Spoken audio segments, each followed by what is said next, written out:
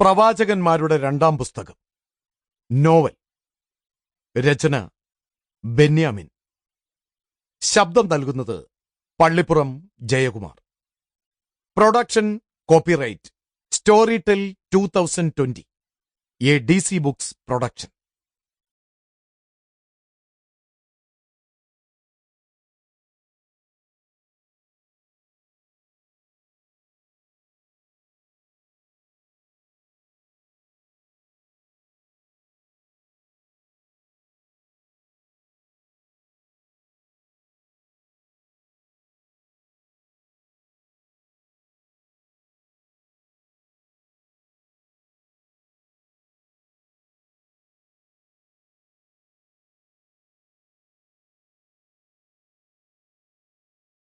അധ്യായം 1.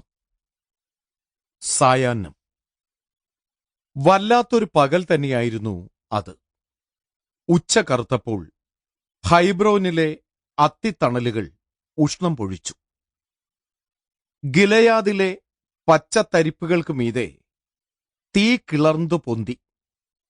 ഏദോമിലെ മരുപാതകളിൽ പൂഞ്ഞ വറ്റിയ ഒട്ടകങ്ങൾ കുഴഞ്ഞുനിന്ന് ഒരിറ്റു വെള്ളത്തിനായി യജമാനന്മാരുടെ കാരുണ്യത്തിലേക്ക് നാവ് നീട്ടി. ബഥാന്യയിൽ എത്തിയപ്പോഴേക്കും പത്രോസും വല്ലാതെ തളർന്നു പോയിരുന്നു.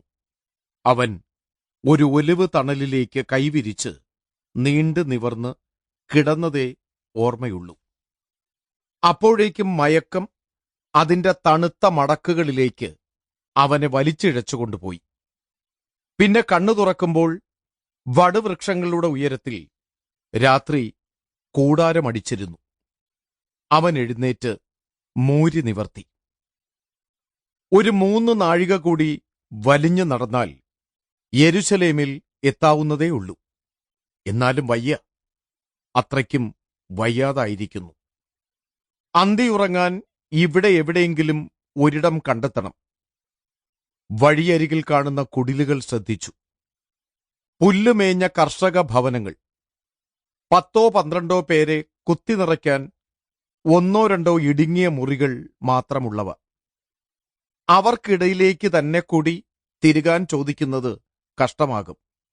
എന്നാൽ അല്പം അകന്ന് ചുറ്റുമതിലും പടിപ്പുരയുമൊക്കെയുള്ള ഒരു വീട് ശ്രദ്ധയിൽപ്പെട്ടു.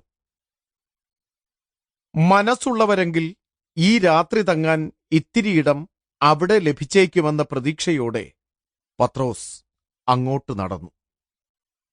ചാരിയിട്ടിരുന്ന പടിവാതിൽ പതിയെ തള്ളി തുറന്ന് മുറ്റത്തേക്ക് കടന്നപ്പോഴും ആരെയും കണ്ടില്ല. ഇവിടെ ആരുമില്ലേ എന്ന് ശങ്കിച്ച് അല്പനേരം അവിടെ തന്നെ നിന്നു. അപ്പോൾ ആരോ സങ്കീർത്തനങ്ങൾ ആലപിക്കുന്നതിന്റെ നേർത്ത ഈരടികൾ കാതിലേക്ക് ഇടഞ്ഞെത്തി. ആശ്വാസമായി.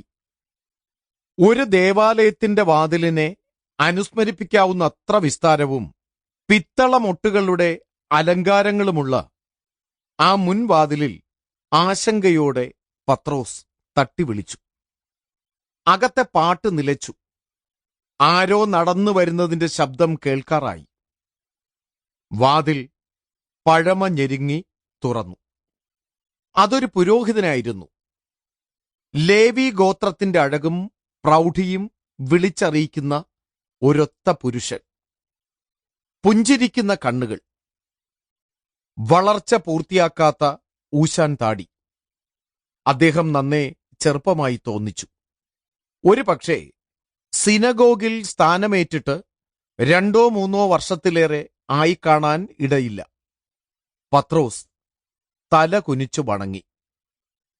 ഞാൻ യെരുശലേമിലേക്ക് പോകുന്ന ഒരു വഴിയാത്രക്കാരനാണ്. ഇരുട്ട് വീഴും മുമ്പ് അങ്ങെത്തിച്ചേരാൻ സാധിച്ചില്ലെങ്കിലോ എന്നൊരു ഭീതി. താങ്കൾ ഇഷ്ടപ്പെടുമെങ്കിൽ ഇന്ന് രാത്രി എന്റെ ആതിഥ്യം സ്വീകരിച്ച് ഇവിടെ കഴിയാം. വളരെ നന്ദി. ഒരിടം തേടി ഒട്ടും അലയേണ്ടി വന്നില്ല. കയറിയ ആദ്യ ഭവനം തന്നെ എനിക്ക് അഭയമരുളിയിരിക്കുന്നു. Sample complete. Ready to continue?